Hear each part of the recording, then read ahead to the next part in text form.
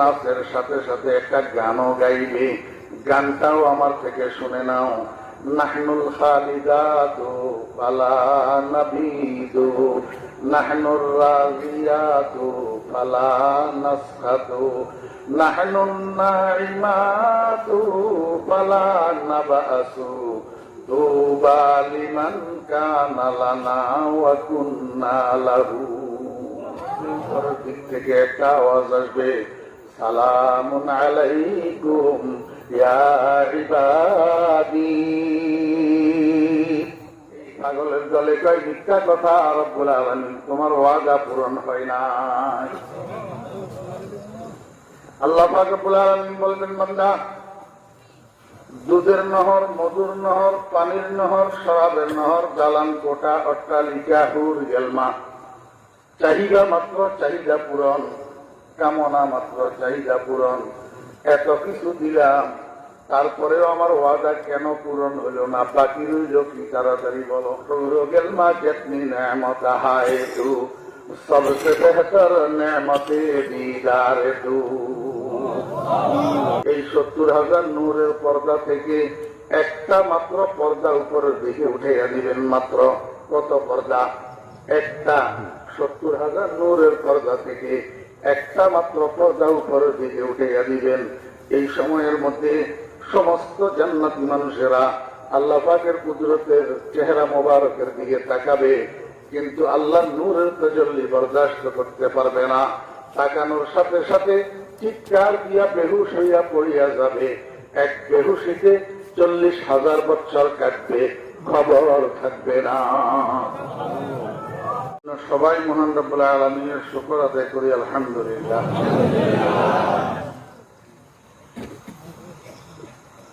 অল্প সময় দুই একটা কথা আপনাদের খেদমতে আরজ করার আশাবাদী। ওয়া মা তৌফিক ইল্লা বিল্লাহ। আমরা সবাই মুসলমান, কি বলেন? সবাই মুসলমান তো? সবাই ইমানদার? সবাই ইমানদার। তো আমরা কারে বিশ্বাস করি ইমানদার বেশি? কি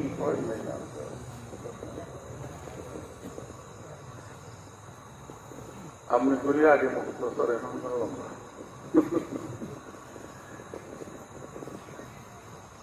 আমরা কাকে বিশ্বাস করি ইমানদার বেশি বলেন?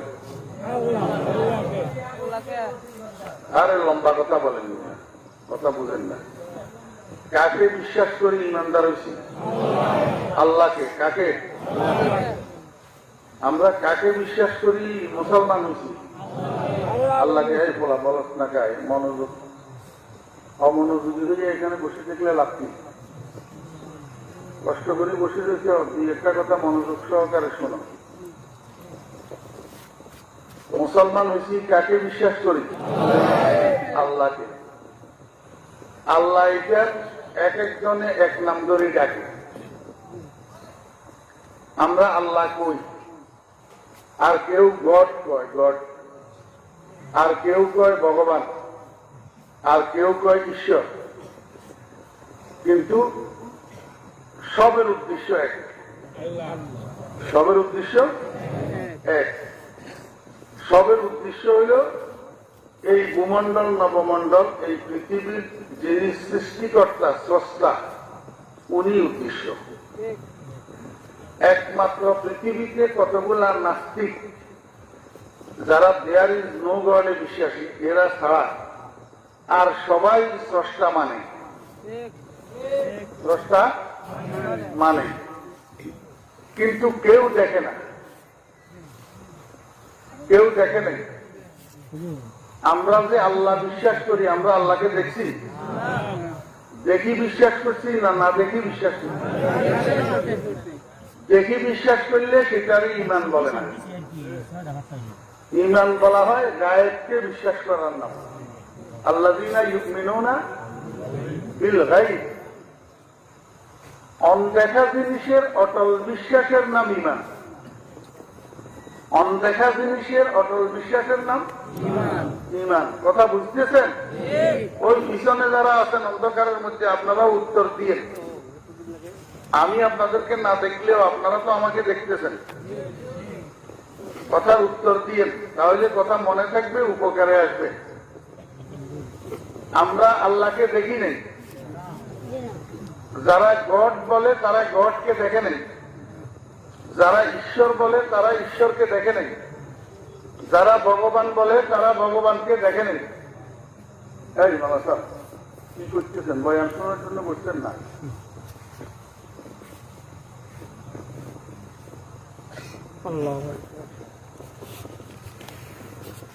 আমি অমনোযোগী মানুষ, একদম দেখতে পারি না।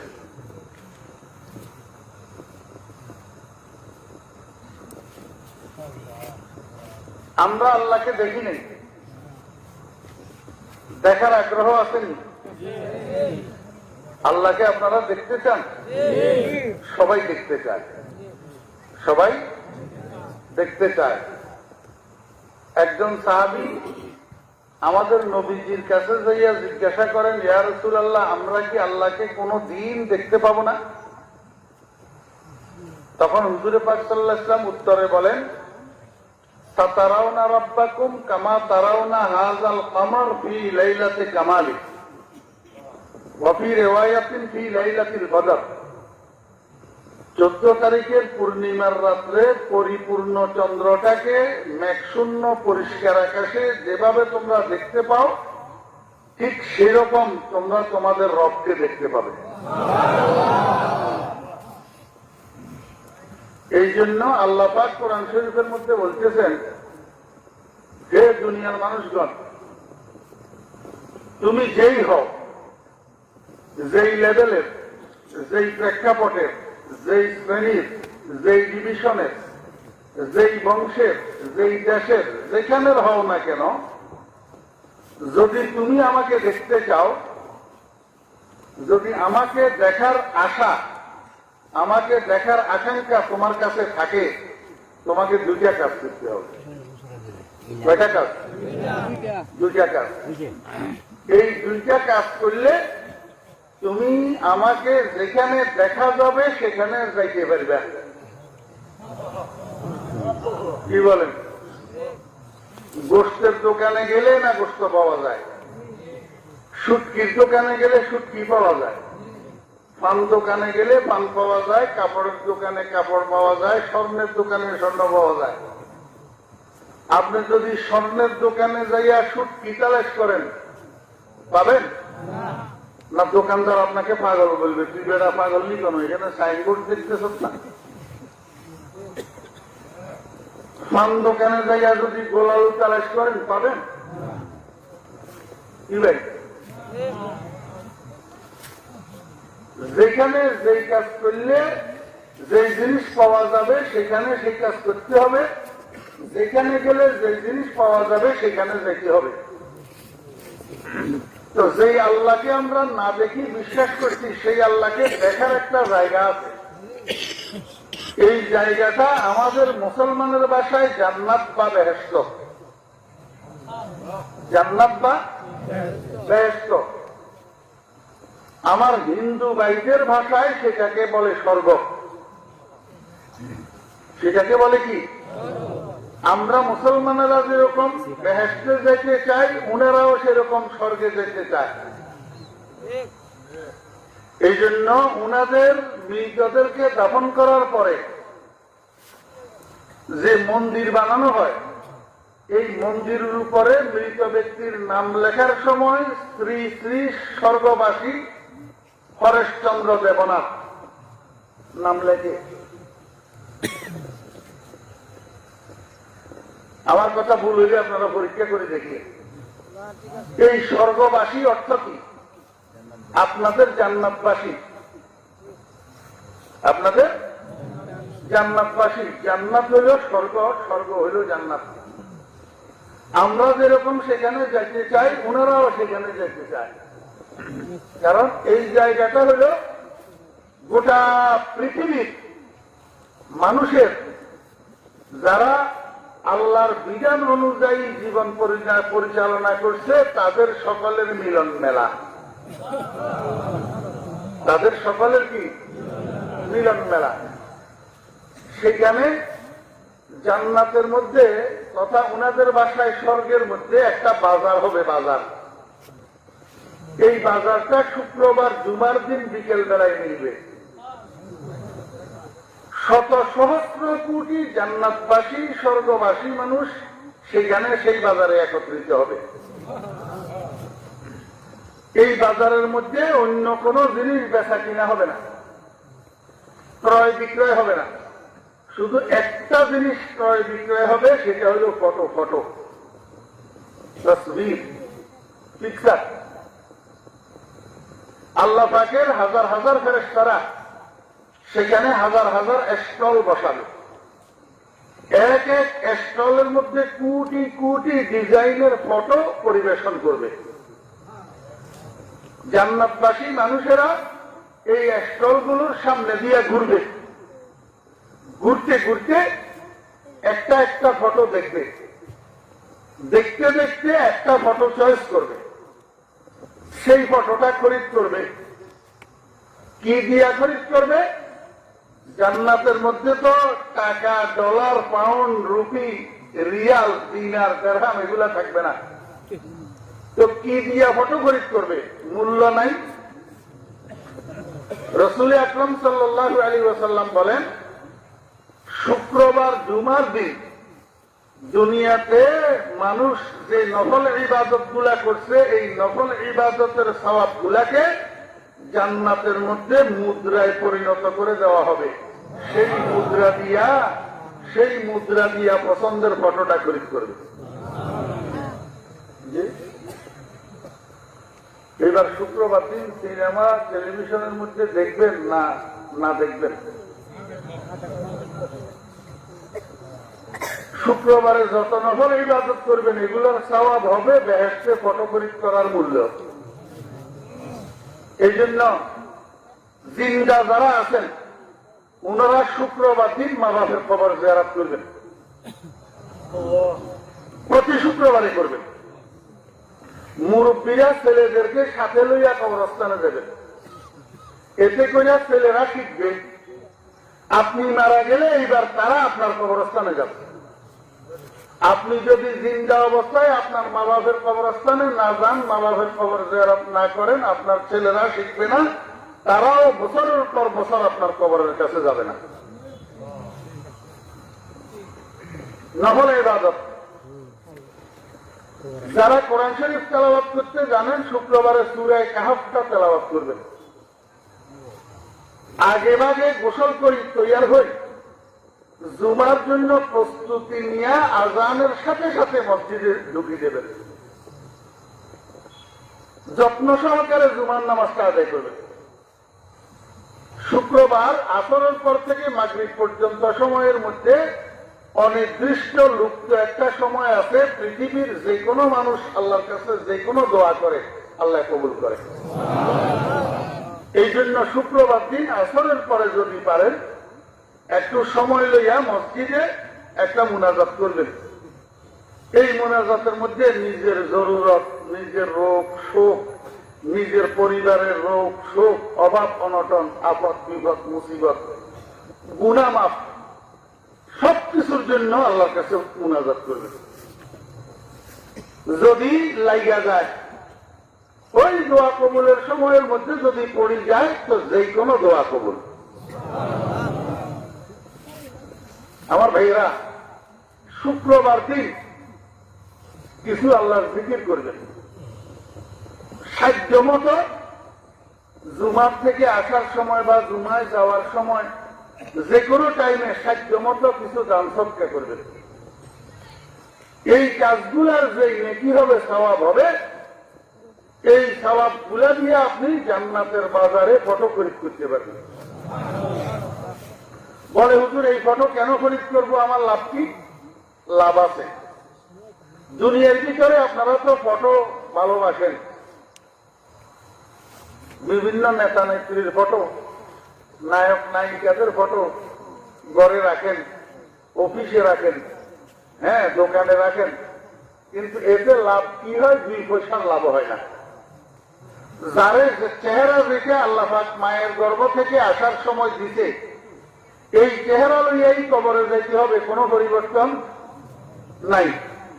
আর রাসূল আকরাম সাল্লাল্লাহু আলাইহি ওয়াসাল্লাম বলেন, বেহেশতের বাজারে যে ফটোটা চয়েস করে আপনি খরিদ করবেন, এই ফটোটার সামনে লইয়া শুধু মুখে বলতে হবে না, শুধু মনে মনে কামনা করবেন, আল্লাহ কত সুন্দর ছবি রে, এই আমার দাঁতল চেহারাটা, ঠোঁট কাটা, নাক কাটা, এই বসন্তের দাগওয়ালা কালো কুশ্রী বিশ্রী আমার চেহারাটা যদি এই ফটোর মতো হইতো কত ভালো হইতো। এই কথাটা মুখে বলা লাগবে না, শুধু অন্তরে কামনা আসার সাথে সাথে আপনার চেহারাটা পরিবর্তন হইয়া ফটোর মতো হবে। রাসূল আকরাম সাল্লাল্লাহু আলাইহি ওয়াসাল্লাম ফরমাইছেন, ইয়াতালাল্লাহু কামা ইয়াতালাল্লাহুল কমর ফি লাইলাতিল বদর। তোমার চেহারাটা 14 তারিখের রাত্রে চন্দ্র যেরকম ঝকমক করে, এরকম তোমার চেহারাটা ঝকমক করতে থাকে। লম্বা কথা, আমি সেই দিকে যাইতেছি না। বেহেশতের ভিতরে ভাই মনোযোগ আছেন, জান্নাতের মধ্যে, এই স্বর্গের মধ্যে নাচ গানের ব্যবস্থা থাকবে, বাজনা হারমোনিয়ামের সুর থাকবে, সেখানে কনসার্ট থাকবে। এই ছোট মেয়েরা, যুবকেরা, তরুণেরা, সেখানে কনসার্ট থাকবে, বিচিত্র অনুষ্ঠান থাকবে। বেহেশতের মধ্যে, জান্নাতের মধ্যে একটা গাছ হবে, এই গাছটার নাম হবে শাজারায়ে তুবা। তুবা বৃক্ষ, আনন্দ বৃক্ষ। এই তুবা বৃক্ষের পাতা হবে তেঁতুল গাছের পাতার মতো, চিকন চিকন ছোট ছোট, কৃষ্ণচূড়ার পাতার মতো। বেহেশতের উপর দিয়া উপরিভাগে একটা বাতাস উত্তর দিক থেকে দক্ষিণ দিকে প্রবাহিত হবে। শিমাল, উত্তরালি বাতাস। ঠান্ডা না গরম? ঠান্ডা। উত্তরের বাতাস ঠান্ডা, শীতল বাতাস। এই বাতাস জান্নাতের মধ্যে উত্তর দিক থেকে দক্ষিণ দিকে মিনা শিমালি জুনুব প্রবাহিত হবে। এই বাতাসটা ওই তুবা বৃক্ষের পাতার সাথে বাড়ি যাবে। বুঝতেছেন কথা? ভাষা বুঝেন? তুবা বৃক্ষের পাতার সাথে বাতাস এটা বাড়ি খাবে। যখন বাড়ি খাবে তো গাছের পাতায় বাতাস বাড়ি গেলে একটা পাতা আর একটা পাতার সাথে লাগে না? তো তুবা বৃক্ষের এই ছোট ছোট কুন্নি কুন্নি পাতা এগুলা একটার সাথে আর একটা বাড়ি খেয়ে সেখান থেকে মিউজিক সৃষ্টি হবে। মিউজিক, হারমোনিয়ামের আওয়াজ, বাঁশির আওয়াজ, তবলার আওয়াজ, কাঁসার আওয়াজ, সব মিশ্রিত একটা মিউজিক, একটা সুর এই পাতার থেকে বাইর হবে।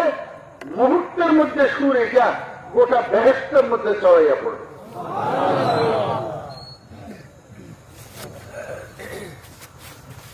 প্রত্যেকটা জান্নাতবাসীর জন্য গড়ে 70 জন করে স্ত্রী অপেক্ষমান থাকবে।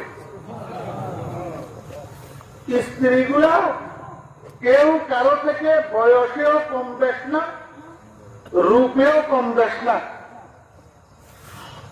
উচ্চতায়ও ছোট বড় খাটো লম্বা না, অরুবান আত্রাবা, সব দিকে সমান, মিলিটারির সাইজের মতো। হিংসা বিদ্বেষ থাকবে না, সতীনের হিংসা সেখানে থাকবে না। কয়জন? আল্লাহু আকবার। স্বামী বাজার থেকে আসবে, এদিকে স্ত্রীরা স্বামীকে আগাই যাওয়ার জন্য ঘর থেকে বাইর হবে। এই সময়ের মধ্যে তুবা বৃক্ষ থেকে নির্গত হওয়া এই মিউজিক্যাল সাউন্ড, এই সুর কানে যাইয়া ঢুকবে। প্রত্যেকটা স্ত্রীর পায়ের মধ্যে ঘুঙ্গুর ভরা থাকবে। যখন সুর এটা কানে পৌঁছাবে, সুরের তালে তালে সমস্ত বেহেশতি মানুষেরা, সমস্ত বেহেশতি মানুষদের স্ত্রীরা সবাই মাতালের মতো হয়ে যাবে। আমার ভাইয়েরা দোস্ত আবাব, এই সময়ের মধ্যে স্ত্রীগণ গোলাকার হয়ে দাঁড়াবে, একে অপরের হাত ধরবে, স্বামীকে মাঝখানে নিবে, স্বামীকে মাঝখানে লইয়া চতুর্দিকে ঘুরিয়া ঘুরিয়া ডান্স দিতে থাকবে, নৃত্য পরিবেশন করতে থাকবে, নাচতে থাকবে। কি করবে? আমার ছোট ভাইরা, তোমরা মনে করো মৌলানা ফজলুল হক সাহেবের ঘরে টেলিভিশন নাই, উনি ঠকিয়ে যেতেছে, নাচ গান উপভোগ করতে পারে না। ভুল তোমার ধারণা, উনি ঠকতেছে না। তোমার দুনিয়ার নাচ গান এগুলা হলো 2 দিনের ক্ষণস্থায়ী, কিন্তু মৌলানা ফজলুল হক সাহেবের জন্য সেই চিরস্থায়ী সুখ অপেক্ষা করতেছে।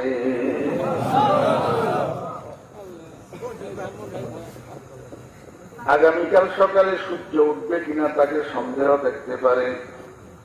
মুহাম্মাদুর রাসূলুল্লাহ সাল্লাল্লাহু আলাইহি ওয়াসাল্লামের পানির মধ্যে কোনো মিথ্যার অবকাশ নাই, সন্দেহের অবকাশ নাই। রাসূল আকরাম সাল্লাল্লাহু আলাইহি ওয়াসাল্লাম ইরশাদ করেছেন, এই 70 জন স্ত্রী ঘুঙুর পরা অবস্থায় স্বামীকে মাঝখানে নিয়ে চতুর্দিকে ডান্স দিতে থাকবে। আল্লাহর হাবিব বলেন, শুধু নাচে মন ভরে না, শুধু নাচের দ্বারা অনুষ্ঠানটা বিচিত্র অনুষ্ঠান হয় না, কনসার্ট হয় না। নাচের তালে তালে একটা গান যদি না হয়, আল্লাহর হাবিব বলেন, আমার উম্মতেরা, এই জান্নাতের মধ্যে, স্বর্গের মধ্যে 70 জন স্ত্রী তোমাকে খুশি করার জন্য তোমার চতুর্পাশে ঘুরে ঘুরে শুধু ডান্স দিবে না, শুধু নাচবে না, নাচবে তো নাচবে, নাচের সাথে সাথে একটা গানও গাইবে। গানটাও আমার থেকে শুনে নাও। নাহনুল খালিদাতু ফালা নাবিদু, নাহনুর রাজিয়াতু ফালা নাসখাতু, নাহনুন নাইমাতু ফালা নাবাসু, তুবা লিমান কানা লানা ওয়া কুন্না লাহু। আল্লাহর হাবিব বলেন, নাচের তালে তালে আর গানের তালে তালে সমস্ত বেহেশতি মানুষেরা বিভোর হইয়া থাকবে, দিক জ্ঞান শূন্য হইয়া যাবে। ঠিক এই অবস্থার মধ্যে উপরের দিক থেকে একটা আওয়াজ আসবে, সালামুন আলাইকুম ইয়া ইবাদি। হে আমার বান্দাগণ, তোমরা আমার সালাম গ্রহণ করো। আল্লাহ পাকের সালামের আওয়াজে জান্নাতি মানুষেরা সম্বিত ফিরে পাবে, জ্ঞান ফিরে পাবে। সবাই উপরের দিকে তাকাবে, ফিরে রব্বুল আলামিনের সালামে না, কিন্তু উপরের দিকে তাকাইয়া কিছু দেখে না, হতভম্ব হইয়া যাবে। আওয়াজ কোথা থেকে আসলো? রব্বুল আলামিনের সালাম। ঠিক এই সময়ের মধ্যে আরেকটা আওয়াজ আসবে, হাল ওয়াজাদতুম মা ওয়াদাকুম রাব্বুকুম ইয়া ইবাদি। হে আমার বান্দারা, কোরআনের মাধ্যমে, রাসূলের মাধ্যমে, উলামায়ে কেরামের মাধ্যমে আমার যত ওয়াদা, আমার যত প্রতিশ্রুতি তোমাদের প্রতি ছিল, এই ওয়াদাগুলা পরিপূর্ণ পাইলা কিনা? আমার প্রতিশ্রুতি পরিপূর্ণ পাইলা কিনা? সাথে সাথে একদল জান্নাতি মানুষ উত্তর দিবে, ওয়াজাদনা ইয়া রাব্বানা মা ওয়া'আদতানা। হে আমাদের রব, তুমি যত ওয়াদা দিয়েছ, যত প্রতিশ্রুতি দিয়েছ, সম্পূর্ণ পরিপূর্ণ পাইয়াছি। কিন্তু এই সময়ের মধ্যে আর কতগুলা বেহেশতি মানুষ, জান্নাতি মানুষ, পাগলের দল, এই পাগলের দলে কয় মিথ্যা কথা, রব্বুল আলামিন তোমার ওয়াদা পূরণ হয় না। আল্লাহ পাক রব্বুল আলামিন বলবেন, বান্দা, দুধের নহর, মধুর নহর, পানির নহর, শরাবের নহর, দালান কোঠা, অট্টালিকা, হুর গেলমা, চাহিদা মাত্র চাহিদা পূরণ, কামনা মাত্র চাহিদা পূরণ, এত কিছু দিলাম, তারপরেও আমার ওয়াদা কেন পূরণ হইল না? বাকি রইল কি? তাড়াতাড়ি বলো। এই সময়ের মধ্যে জান্নাতি মানুষেরা বলবে, এই সময়ের মধ্যে জান্নাতি মানুষেরা বলবে, কি বলবে? রোগেল মা কিতনি নেমত হায় তু, সবসে বেহতর নেমতে দীদার তু। बेतु जन्नत दोज़ख सताए जहाँ पदा, बातु दोज़ख जन्नत सताए दिलरुबा। या अल्लाह, তোমাকে না দেখি তোমাকে বিশ্বাস করেছিলাম, তোমাকে না দেখি তোমার ইবাদত করেছিলাম, তোমাকে না দেখি নামাজ পড়েছিলাম, তোমাকে না দেখি রোজা রেখেছিলাম, তোমাকে না দেখে যাকাত দিয়েছিলাম, তোমাকে না দেখে হজ করেছিলাম, তোমাকে না দেখে তোমার কালাম বিশ্বাস করে তেলাওয়াত করেছিলাম, তোমাকে না দেখে তোমার নামের জিকির করে করে পাগলামি করেছিলাম, তোমাকে না দেখে তোমার নামে দান সৎকার করেছিলাম। রব্বুল আলামিন একটা আশার কামনা অন্তরে নিয়া, যে তুমি বলছিলা, তোমার হাবিব বলছিল একটা জায়গা আছে, যেই জায়গার নাম জান্নাত, এই জায়গায় নাকি তোমাকে 14 তারিখের চাঁদের মতো দেখতে পাবো, তোমার দর্শন পাবো, তোমার দিদার পাবো, তোমার সাক্ষাৎ পাবো। এই আশায় তোমার ইবাদত করছিলাম। তোমার হুর গেলমানের জন্য ইবাদত করি নাই, তোমার দালান কোটার তালিকার জন্য ইবাদত করি নাই, শুধু তোমার দিদারের লালসায়, তোমার দেখার লালসায়। আজনে দিদারে তুদারম জানে বরলাবা আমদা, বাজগর দবে আবরায়ত চিস্তে ফরমানে সুমা। এ আল্লাহ, জান বাইর হইয়া যাওয়ার উপক্রম, এত কিছু পাইলাম, তোমার দেখা পাইলাম না। যেই বেহেশতে তোমার দেখা মিলে না, সেই বেহেশতের আমার দরকার নাই। এমন কোন দুজক যদি থাকে, এমন কোন নরক যদি থাকে, যেখানে গেলে তোমার দেখা পাবো, সেখানে আমাকে নিয়ে যাও। সঙ্গে সঙ্গে আল্লাহ পাক রব্বুল আলামিন জিজ্ঞেস করবেন, বান্দা তোমরা আমাকে দেখতে চাও কিনা, তোমরা আমাকে দেখতে চাও কিনা? সমস্ত বেহেশতবাসী মানুষ, শত সহস্র কোটি জান্নাতি মানুষ একসাথে উত্তর দিবে, বালায়া রব্বানা, হে আমাদের রব, আমরা তোমার দিদারের প্রত্যাশী, তোমাকে দেখতে চাই, তোমার দর্শনের পাগল। অথচ প্রেমিক প্রেমিকাকে, প্রেমিক প্রেমাস্পদকে দেখতে চাবে, এটাই তো স্বাভাবিক। এটাই কি স্বামী স্ত্রীকে দেখতে চায়, স্ত্রী স্বামীকে দেখতে চায়। আল্লাহর পয়গম্বরের আশেকেরা, নবীর আশেকেরা নবীর দর্শনের জন্য পাগল হয়ে আছে। জি ও দোস্ত বাবেরা, মাঝখানে একটা কথা বলি, মুসলমান ভাইয়েরা, আমরা তো কলমা পড়েছি লা ইলাহা ইল্লাল্লাহু মুহাম্মাদুর রাসূলুল্লাহ। এক সময় হায়াত শেষ হয়ে যাবে, আমরা মরে যাব, মরে যাওয়ার পরে আমাদেরকে কবর দিবে, কবর কবর কবরে সবাইকে যেতে হবে। এই কবরে যখন যাব, কবরের মধ্যে 3টা প্রশ্ন করা হবে। 1 নম্বরে মার রাব্বুকা, তোমার রবকে। 2 নম্বরে মা দীনুকা, তোমার ধর্ম কি। 3 নম্বরে প্রশ্ন করা হবে, একটা চেহারার দিকে ফেরেশতা ইঙ্গিত করে দেখাবে, মান হাযার রাজুল আল্লাযী বুইসা ফীকুম। ও মুর্দা, বলো, এই যে মানুষটাকে দেখতেছ, এই মানুষটা কে? উনাকে চিনো কিনা? যাকে তোমাদের নিকট পাঠানো হয়েছিল।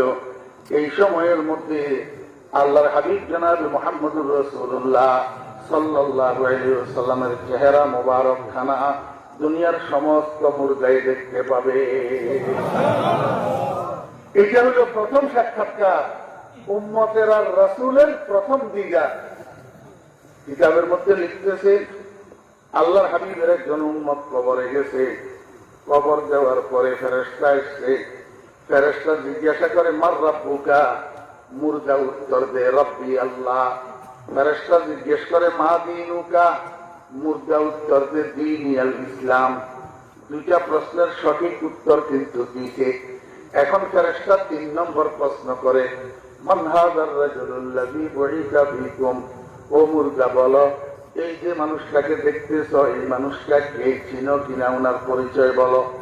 তখন মুর্দা ফেরেশতাদেরকে হাত দিয়া ঠেলে, পিছনের দিকে ঠেলে, আর কয়, ও ফেরেশতারা, তোমরা এখন দূরে যাও, তোমাদের দুটা প্রশ্নের উত্তর তো ঠিকভাবে দিলাম, আর একটা প্রশ্নের উত্তর একটু পরে দেব। আগে এই চেহারাটা মন করিয়ে আমাকে একটু দেখার সুযোগ দাও। খাহেশে ওয়াসলে জুদা, লজ্জতে দিদারে জুদা, কুচায়ে হুসনে জুদা, ইশকে কি বাজারে জুদা। অথচ মানুষ দেখতে একরকম হলেও সব মানুষ এক না।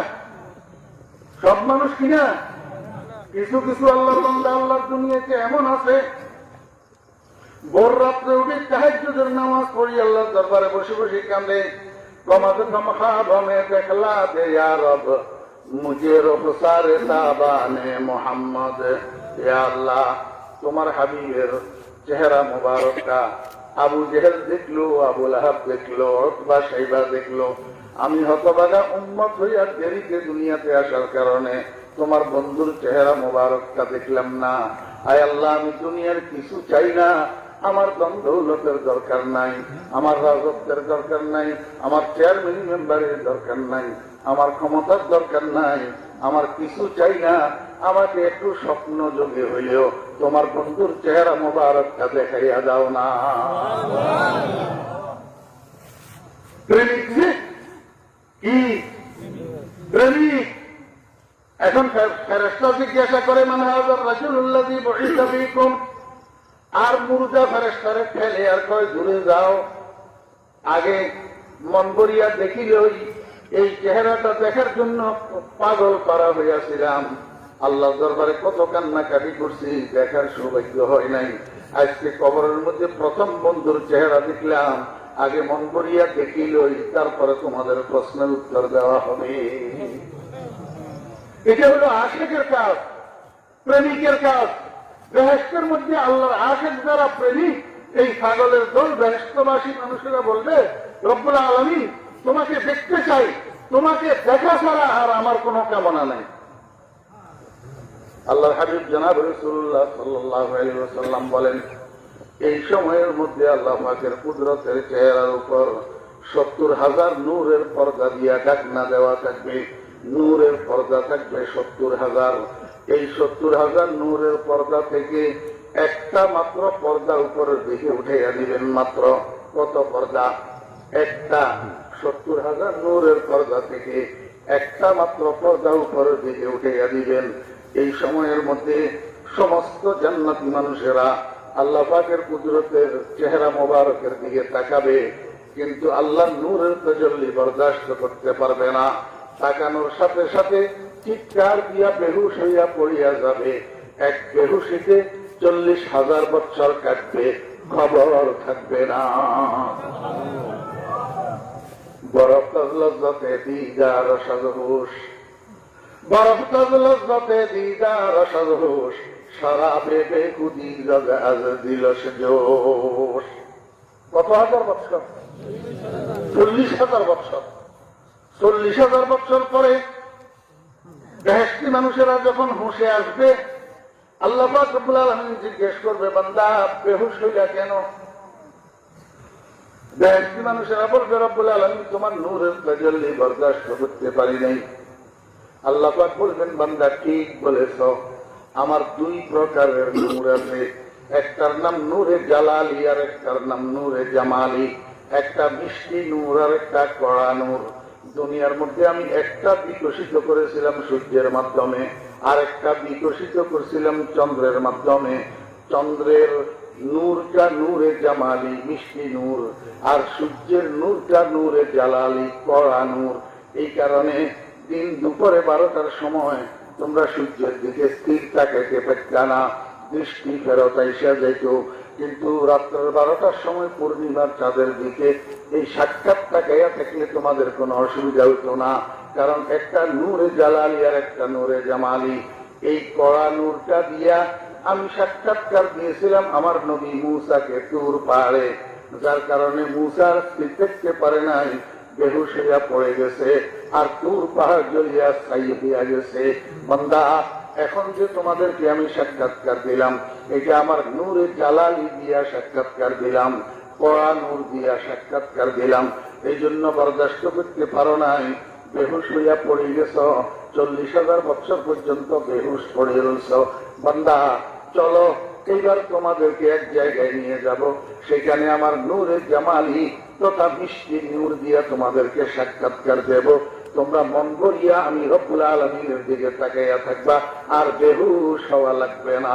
ইন্নাল মুত্তাকিনা ফি জান্নাতিন ওয়া নাহার ফি মাকাদি সিদকিন ইনদা মালিকিন মুকতাদির। অথচ এরকম একটা মাহফিল হবে তবে আজকের মধ্যে কি হবে? এরকম একটা মাহফিল হবে। মাহফিলটা কিসের? কোরআনের মাহফিল। কিসের মাহফিল? কোরআনের মাহফিল। এই মাহফিলটা আজকের এই মাহফিলটা কিসের মাহফিল? কথা বলেন না, মনোযোগ আছে না নাই?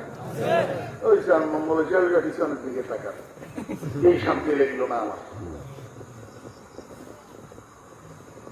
আজকের এই মাহফিল কিসের মাহফিল?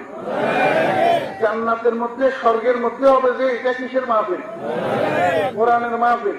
ভাই যদি এখানের মাহফিল কোরআনের মাহফিল, জান্নাতের মাহফিল কোরআনের মাহফিল, তো কোরআনকে সবাই সম্মান শ্রদ্ধা করা দরকার না অবমাননা করা দরকার? আমি বলি যে কোনো ধর্মের মানুষ কোরআনকে যারা অবমাননা করে তারা আসলে অবুঝ। আসলে কি? অবুঝ। যদি বুঝতো তাহলে অবমাননা করতো না। তারা বুঝে না দুনিয়ার এই হায়াতটা সকলের জন্য ক্ষণস্থায়ী। হিন্দু বলেন আর মুসলমান বলেন, কেউ এই দুনিয়াতে চিরস্থায়ী ভাবে থাকবে না। কারো পদ, কারো ক্ষমতা, কারো টাকা পয়সা, কারো ইজ্জত, কারো সম্মান এখানে স্থায়ী না। আমি একজন মুসলমান, আমার জন্য যেরকম এই পার্থিব জীবনটা অস্থায়ী, একজন হিন্দু ভাইয়ের জন্য পার্থিব জীবনটা অস্থায়ী। অতএব এই অস্থায়ী জীবনে এই আংটি না করি প্রত্যেকে নিজের ওই জান্নাত কিভাবে সুন্দর হবে, আমি আমার স্রষ্টার সাথে কিভাবে সাক্ষাৎ পাবো, সেই চেষ্টায় নিয়োজিত থাকাই হইল জ্ঞানী ব্যক্তির কাজ। যারা এগুলা করে এরা অবুঝ। এরা কি? অবুঝ। আমার বেহরাত মুসলাবাব, এটা একটা কোরআনের মাহফিল, ওইখানে জান্নাতের মধ্যে হবে কোরআনের মাহফিল। কোনটা কোরআনের মাহফিলের মধ্যে পার্থক্য কি?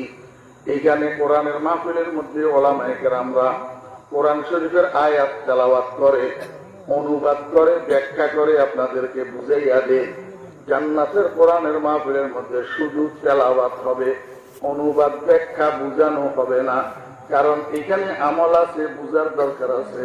জান্নাতের মধ্যে আমল নাই, বুঝার দরকার না, বুঝার দরকার নাই। সেখানে জান্নাতের মধ্যে শুধু কোরআনে কারিমের তেলাওয়াত হবে। কি হবে দোস্ত? কোরআনে কারিমের তেলাওয়াত। অথচ জান্নাতের মধ্যে যেই মাহফিল হবে, এই মাহফিলের জন্য স্টেজ লাগবে না? এখানে স্টেজ আছে না? কয়জন স্টেজে কয়জন মানুষ ধারণ করবে বলেন তো? সর্বোচ্চ 20-30 জন। গায়ে শরীরে গাটাগাটি করে বসলে 50 জনের বেশি বসতে পারবে না। আর জান্নাতের মাকাআদে সিদকের মধ্যে আল্লাহ পাক বলবেন কোন হয়ে যাও, সাথে সাথে একটা স্টেজ তৈরি হবে।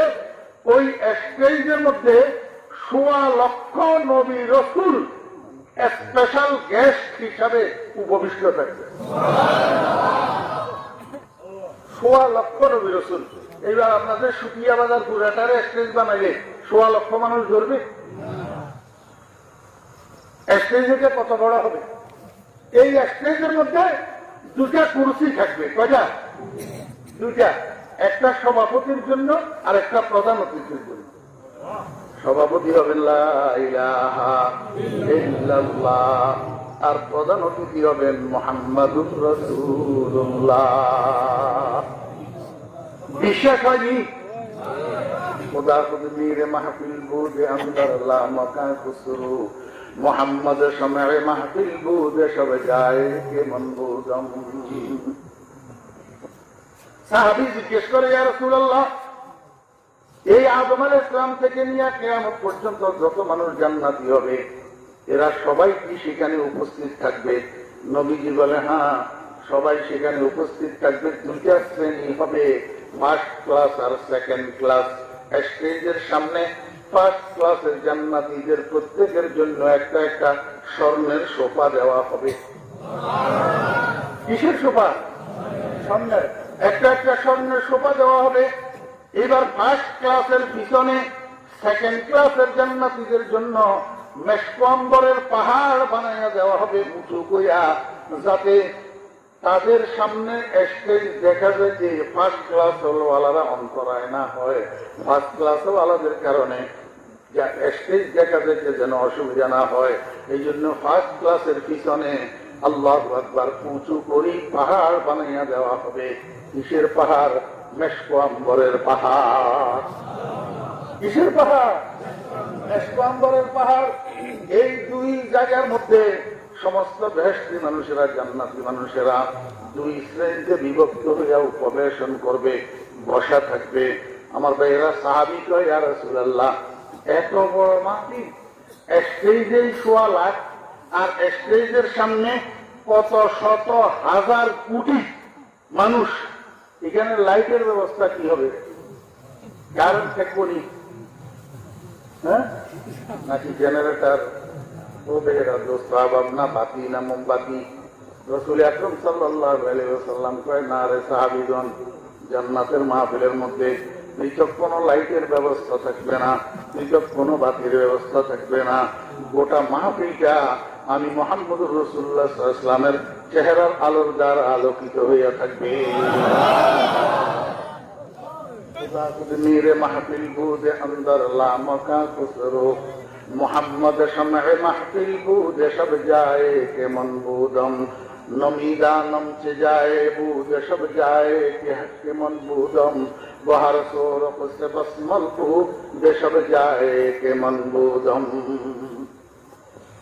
কিছু বুঝতে পারতেছেন দোস্ত? শত সহস্র কোটি মানুষের মাহফিলটা যেই মানুষের চেহারার আলোর দ্বারা আলোকিত হইয়া থাকবে, আলাদা লাইটের ব্যবস্থা লাগবে না, সেই মানুষটা কত সুন্দর বুঝা যায়। দুনিয়াতে জামালে মুহাম্মদীকে আল্লাহ পাক জাহির করেন নাই, জামালে মুহাম্মদীর জহুর হবে জান্নাতের সেই মাহফিলের ভিতর।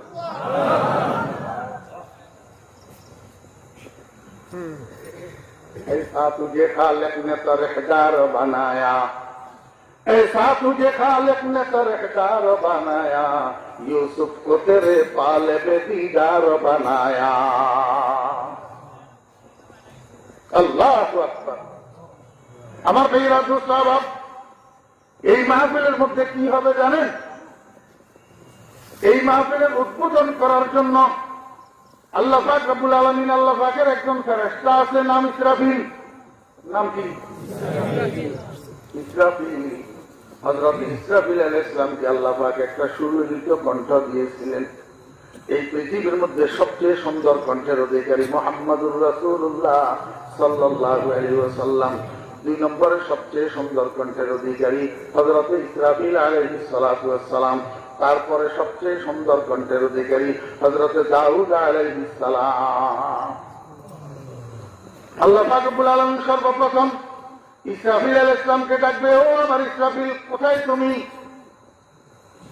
ইসরাফিল আলাইহিস সালাম বলবেন, লাব্বাইক ওয়া সাদাইক ইয়া রাব্বি, হে প্রভু, আমি তো উপস্থিত আছি।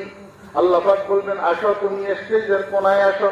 হযরত ইসরাফিল আলাইহিস সালাতু ওয়াস সালাম মানব আকৃতিতে স্টেজের কোনায় আসি দাঁড়াবে। আল্লাহ পাক রব্বুল আলামিন বলবে, ইসরাফিল, তোমাকে একটা সুন্দর কণ্ঠ দিয়েছিলাম আমার বন্ধুর উম্মতেরা মানুষ হিসাবে, আর তুমি ফেরেশতা হিসাবে তোমার কণ্ঠ শুনতে পারে নাই। আজকে এই জান্নাতের উদ্বোধনে তুমি তোমার সুললিত কণ্ঠ দ্বারা একটা হামদে বাড়ি পরিবেশন করে আমার জান্নাতি বান্দাদেরকে শোনাও। আল্লাহ পাকের পক্ষ থেকে আদিষ্ট হইয়া হযরত ইসরাফিল আলাইহিস সালাম হামদে বাড়ি পরিবেশন শুরু করবে। বাংলা নয়, আরবিতে। আরবি হামদে বাড়ি, আরবি হামদে বাড়ি পরিবেশন শুরু করবে। কতক্ষণ? আমরা বাংলা যে সমস্ত গজল, নাচ, গান যেগুলা আমরা গাই, হ্যাঁ, এগুলা তো 2টা 3টা 4টা কলি থাকে বেশি থেকে বেশি, এরপরে শেষ। হযরত ইসরাফিল আলাইহিস সালাম কতক্ষণ হামদে বাড়ি পরিবেশন করবেন? রাসূল আরবি সাল্লাল্লাহু আলাইহি ওয়াসাল্লাম বলেন, ইসরাফিল আলাইহিস সালাম যখন হামদে বাড়ি পরিবেশন শুরু করবে, তখন আল্লাহ পাক রব্বুল আলামিন জান্নাতীদের সেবক গেলমান যাদের নাম, তাদের কোরআনের আরেক নাম বিলদানে মুখাল্লাদুন, এদের মধ্যে তিনটা দল হবে। এক দলের কাছে ড্রাম থাকবে, আরেক দলের কাছে জগ থাকবে, আরেক দলের কাছে গ্লাস থাকবে। ওই ড্রামের মধ্যে শরাবে তাহুর ভর্তি থাকবে, আল্লাহ পাকের প্রেমের অমীয় সুধা, আল্লাহ পাকের প্রেমের শরাব ভর্তি থাকবে। ড্রামওয়ালারা জগ ভর্তি করে দিবে, জগওয়ালারা গ্লাস ভর্তি করে দিবে, আর গ্লাসওয়ালারা একটা একটা গ্লাস কাতারে কাতারে লাইনে লাইনে জান্নাতীদের হাতে ধরাইয়া পরিবেশন করবে। আমার ভাইয়েরা, দোস্ত আহবাব, এই একদিক থেকে ইসরাফিল আলাইহিস সালামের হামদ পরিবেশন, আর একদিক থেকে শরাবে তাহুরের পরিবেশন। এইটা এখান দিয়ে ঢুকে আর এইটা এখান দিয়ে ঢুকে। ও ভাইয়েরা, দুইটা দুই দিক থেকে যখন ঢুকবে, হামদে বাড়ির আওয়াজ আর শরাবে তাহুরের স্বাদ দুটোটা একসাথে জান্নাতবাসীরা আপন আপন দিকে তুলতে থাকবে, আর ফলকটা আল্লাহ পাকের প্রাণে ভর্তি হয়ে যাবে। আল্লাহু আকবার। এই শরাবে তাহুরের পরিবেশন একবারে শেষ পর্যন্ত, শেষ না হওয়া পর্যন্ত হযরত ইসরাফিল আলাইহিস সালামের হামদে বাড়ি পরিবেশন বন্ধ হবে না। তামাশা দেখতেছি, কয় মোল্লারা ঠকি দেখতেছে, মোল্লারা কি দেখতেছে আগল। আমার ভাই আব্দুল সালাম, ইসরাফিল আলাইহিস সালামের হামদে বাড়ির পরিবেশন যখন বন্ধ হবে, আল্লাহ পাক রব্বুল আলামিন ডাক দিবেন, হে আমার নবী দাউদ, কোথায় তুমি? দাউদ আলাইহিস সালাম বলবেন, লাব্বাইক ওয়া সাদাইক ইয়া রাব্বি। হযরত দাউদ আলাইহিস সালামকে আল্লাহ পাক বলবেন, দাউদ তুমি সামনে আসো, তোমাকে একটা সুন্দর সুললিত কণ্ঠ দিয়েছিলাম, তুমি তোমার সুললিত কণ্ঠে যখন জাবুর কিতাব তেলাওয়াত শুরু করতা, আকাশের পাখিগুলো তোমার তেলাওয়াত শোনার জন্য তোমার চালের উপরে আসি বসে থাকতো, নদীর মাছগুলা তোমার তেলাওয়াত শোনার জন্য, তোমার কণ্ঠস্বর শোনার জন্য, তোমার সুর শোনার জন্য নদীর কিনারে লাগিয়ে থাকতো। কিন্তু আমার বন্ধুর উম্মতেরা তো দেরিতে দুনিয়াতে এসছে, তারা তোমার কণ্ঠস্বর শুনে নাই। আজকে বেহেশতের এই মাহফিলের মধ্যে তুমি আমার কালামের একটা সূরা আছে, সূরা তাহা, এই সূরা তাহাটা তেলাওয়াত করি, আমার বেহেশতি বান্দাদেরকে একটু শোনাও। রাসূল আরবি সাল্লাল্লাহু আলাইহি ওয়াসাল্লাম বলেন, আল্লাহ পাকের হুকুমের সাথে সাথে শুধু সূরা তাহা নয়, দাউদ আলাইহিস সালাম 30 পারা কোরআনের হাফেজ হইয়া যাবেন, আর ওনার সুললিত কণ্ঠে সূরা তাহা তেলাওয়াত করে জান্নাতীদেরকে শোনাবেন। যখন দাউদ আলাইহিস সালামের তেলাওয়াত শেষ হবে, এবার আল্লাহ পাকের বাম পাশে প্রধান অতিথির আসন অলঙ্কারকারী বন্ধুর দিকে তাকাবেন, বন্ধুর দিকে তাকিয়ে বলবে, বন্ধু, আর কারো উপরে তো কোরআন নাজিল হয় নাই, আপনার উপরে নাজিল হয়েছে। আর কেউ তো দুনিয়াতে কোরআন তেলাওয়াত করে নাই, আপনি তেলাওয়াত করেছেন। আর কেউ তো কোরআনের জন্য তায়েফের ময়দানে পাথর খায় নাই, আপনি পাথর খেয়েছেন। আর কেউ তো কোরআনের জন্য 3 দিন পর্যন্ত উপাস থেকে পেটে পাথর বাঁধে নাই, আপনি বেঁধেছেন। আপনার জবানে কোরআনে কারীমের তেলাওয়াত যত সুন্দর লাগবে, আর কেউ এত সুন্দর করে তেলাওয়াত করতে পারবে না। বন্ধু, গোটা কোরআন শরীফের হাট কলবুল কোরআন সূরাতুল ইয়াসিন, গোটা কোরআন শরীফের কলব আপনার নামে শুরু করা একটা সূরা, সূরা ইয়াসিন। এই সূরাটা তেলাওয়াত করি আপনার সুললিত কণ্ঠে একটু জান্নাতীদেরকে শুনাইয়া দেন। আল্লাহ পাকের আদেশ পাইয়া রাসূল আকরাম সাল্লাল্লাহু আলাইহি ওয়াসাল্লাম সূরা ইয়াসিন তেলাওয়াত শুরু করবে। আল্লাহর হাবিব জনাব রাসূলুল্লাহ সাল্লাল্লাহু আলাইহি ওয়াসাল্লাম সূরা ইয়াসিন তেলাওয়াত করে যখন শেষ করবেন, এবার রব্বুল আলামিন বলবেন, আমার বান্দারা, ও আমার বান্দারা, রহমান রহমান শুনছো? রহমানকে কোনদিন দেখো নাই। কালামুর রহমান শুনছো, কিন্তু রহমানের কালাম, রহমানের জবানে কোনদিন শোনা নাই। ওই তোমাদেরকে যে আমি সাক্ষাৎকার দিয়েছিলাম নূরে জালালি দিয়া, কড়া নূর দিয়া, স্থির দেখতে পারো নাই। এখন আমি রব্বুল আলামিন আমার নূরে জামালি লইয়া, আমার মিষ্টি নূর লইয়া তোমাদের সামনে উপবেশন করেছি। এবার মন ভরিয়া আমার দিকে তাকাও, আমি সেই রহমান, আমি আমি আমি আল্লাহ পাক। আল্লাহর কোরআনের একটা সূরা আছে সূরাতুর রহমান, যেটাকে হুজুর পাক সাল্লাল্লাহু আলাইহি ওয়াসাল্লাম জিনাতুল কোরআন হিসেবে আখ্যায়িত করেছেন। অথচ মহিলাদেরকে অলঙ্কারের দ্বারা যেরকম শোভা বর্ধন করে, আল্লাহর কোরআনের শোভা বর্ধনকারী সূরা হইল সূরাতুর রহমান। আল্লাহ পাকের অজস্র নাজ নিয়ামতের বর্ণনায় ভর্তি এই সূরাতুর রহমান আল্লাহ পাক রব্বুল আলামিন তেলাওয়াত করে বান্দাদেরকে শোনাবেন। শুরুতে আমরা সূরা রহমান শুরু করি, আর রহমান আল্লামাল কোরআন। আল্লাহ পাক সেদিন একটা শব্দ শুরুতে যোগ করবেন, আনা। আনা, এই আনা শব্দের অর্থ হল আমি। নিজের দিকে এইভাবে ইঙ্গিত করে বলবেন, আনার রহমান আল্লামাল কোরআন। ও বান্দারা, যেই রহমান কোরআন শিক্ষা দিয়েছে তোমাদেরকে, সেই রহমান আমি আমি আমি। আমার দিকে মন করিয়া তাকাও, আর বেহুশ হওয়া লাগবে না। হুরুগেলমা জতনি নেয়ামত হায় তু, হুরুগেলমা জতনি নেয়ামত হায় তু, সবসে বেহতর নেয়ামতে দিদার তু। ও দোস্ত সাহাবারা, এবার আমি আপনাদেরকে জিজ্ঞেস করি, আল্লাহ পাকের এই দিদার, আল্লাহ পাকের এই দর্শন, আল্লাহ পাকের এই সাক্ষাৎ, আল্লাহ পাকের এই দেখা আপনারা পাইতে চান কি না? আল্লাহ কবুল ফরমান। আপনার যদি আল্লাহ পাকের দেখা পাইতে চান, তাহলে আল্লাহ পাককে যেখানে গেলে দেখা যাবে সেখানে যাইতে হবে। সেই জায়গাটার নাম হলো জান্নাত তথা স্বর্গ। কথা কি আমার ভাইয়েরা, দোস্ত আহবাব, আল্লাহ পাক রব্বুল আলামিনকে জিজ্ঞেস করলাম, মাওলাই কারীম, আপনার দর্শনের জায়গা সেই জান্নাত তথা স্বর্গে আমি কিভাবে যাব? আল্লাহ পাক বলেন, ফালইয়ামাল আমালান সালিহা ওয়ালা ইউশরিক বিইবাদাতি রাব্বিহি আহাদা। বান্দা, তোমাকে দুইটা কাজ করতে হবে, একটা কাজ করণীয় আর একটা বর্জনীয়, একটা দরিদ্রা আর একটা সারিদা। যেটা দরিদ্রা সেটার নাম হইল আমলে সালেহ, নেক আমল, আর যেটা সারিদা সেটার নাম হইল শিরিক। সেটার নাম কি? শিরিক। যেটা দরিদ্রা সেটা হইল আমলে সালেহ। আমলে সালেহ, আমলে সালেহ কি? এটার বর্ণনা যদি আমি আরো 2 ঘন্টা দিই তো শেষ হবে না, তখন আপনারা বুঝতে পারবেন না। সোজা কথা বুঝেন, আমলে সালেহ হইল নবীজির জীবনে যেগুলা করছে এগুলা করা, আর নবীজির জীবনে যেগুলা ছাড়ছে এগুলা ছাড়া। এটার নাম আমলে সালেহ। এটার নাম কি? আমলে সালেহ। আর একটা হলো সারার জিনিস। সারার জিনিস এটা কি? এটার নাম হলো শিরিক। এটাকে ছাড়তে হবে। শিরিক, এটা ছাড়তে হবে। শিরিক শব্দের অর্থ, শিরিক শব্দের অর্থ হলো অংশীদার বানানো। শিরিক শব্দের অর্থ হলো কি? অংশীদার বানানো। অংশীদার বানানো কেমন আমি আপনাদেরকে একটু সহজে বুঝাই। আপনার একটা ছেলে আর আপনার একটা ভাতিজা, দুইজন সমান বয়স্ক, দুজন মাদ্রাসায় পড়ে, সুটিয়া মাদ্রাসায়। এখন সকাল 8টার সময় এরা দুজন একসাথে মাদ্রাসায় রওনা দিচ্ছে। আপনার ছেলে কয়, আব্বু আমার 10টা টাকা দেন, আমার 10টা টাকা দেন। তা আপনি আপনার ছেলেটাকে 10টা টাকা দিচ্ছেন, তো সাথে আপনার ভাতিজা আছে না? এখন ছেলেকে যখন 10 টাকা দিচ্ছেন, ভাতিজা কিছু বলতেছে না, ফেল ফেল করে মুখের দিকে তাকাইয়া রয়েছে এর মতো। তো মায়া লাগিয়ে উঠছে, ভাতিজারেও দিলেন 10 টাকা। যখন ভাতিজারে 10 টাকা দিচ্ছেন, এখন আপনার ছেলে লাভ দিয়া ফালানো শুরু করছে। হ্যাঁ, আমারও দিলেন 10 টাকা, তারেও দিলেন 10 টাকা, আমি আপনার ছেলে। বাবারে, এরকম করিস না, তুই ছেলে ঠিক আছে, কিন্তু এটাও তো আমার ভাতিজা। তো ভাতিজারে 10 টাকা কেন দিবে? সমান সমান অংশীদার কেন বানালে?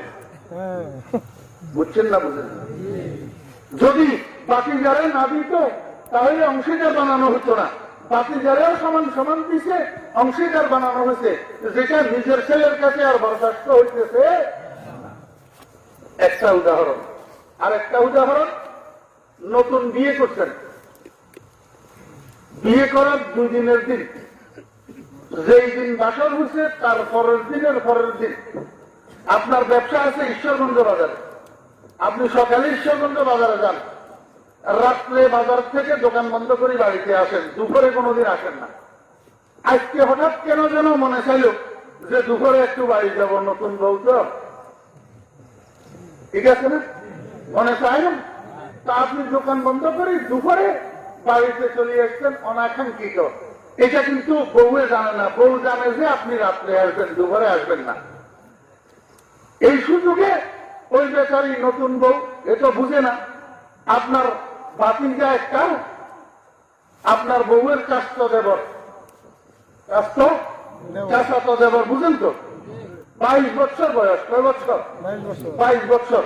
আপনার রুমের মধ্যে যাইয়া আপনার খাটের উপরে আপনার বউয়ের কাঁধের উপরে হাত দিয়া জনজনে বসে বসে সুন্দর সুন্দর গল্প করতেছে আর হাসি ঠাট্টা করতেছে। আপনি তো হঠাৎ ধাক্কা দিয়া দরজা ফেরি ভিতরে ঢুকি এই চিত্র দেখছেন, পরে তারাও চকমকাইয়া উঠছে আর আপনার তো অবস্থা খারাপ। ঠিক না ঠিক? এটা কি দেখলাম? এটা এখন বউয়ে কয় আমি নতুন মানুষ, আমি কি বুঝি, আমি কি বুঝি কিছু? কয় না, তুমি কিছু বুঝো না যে এটা কি, কিন্তু সে তোমার কাঁধে হাত দিবে কেন? সেই সুযোগ তুমি কেন দিলে?